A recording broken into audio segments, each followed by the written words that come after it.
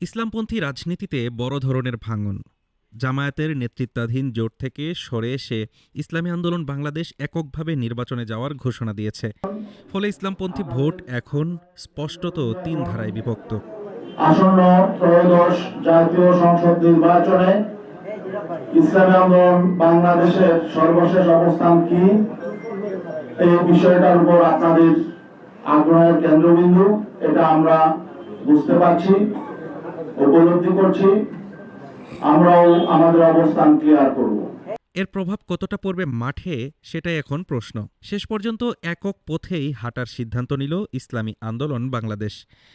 270টি আসনে মনোনয়নপত্র সাবমিট করেছে, এর মধ্যে আপিলে 2 জন বাতিল হয়েছে। 268টি আসনে নিজেদের প্রার্থী দিয়ে নির্বাচন করার ঘোষণা দিয়েছে দলটি। বাকি 32টি আসনে সমর্থন দেওয়া হবে পছন্দের প্রার্থীকে। অর্থাৎ 300 আসনেই কোনো না কোনোভাবে থাকছে ইসলামী আন্দোলন। আর এই ঘোষণার মধ্য দিয়েই ভেঙে পড়ল ইসলামপন্থীদের ভোট এক বাক্সে আনার উদ্যোগ।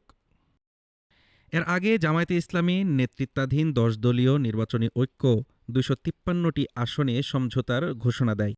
ইসলামী আন্দোলনের জন্য 47টি আসন ফাঁকা রাখা হলেও শেষ মুহূর্তে সেই সমঝোতা ভেস্তে যায়। আসন বণ্টন নিয়ে দ্বন্দ্বই শেষ পর্যন্ত এই বিচ্ছেদের মূল কারণ বলে মনে করছেন সংশ্লিষ্টরা। একদিকে জামায়াতের নেতৃত্বাধীন জোট, অন্যদিকে চরমোনাই পীরের ইসলামী আন্দোলন, আর তৃতীয় ধারায় বিএনপির সঙ্গে থাকা ইসলামী দলগুলো। ফলে ইসলামপন্থী ভোট এখন ছড়িয়ে পড়ছে 3 বাক্সে।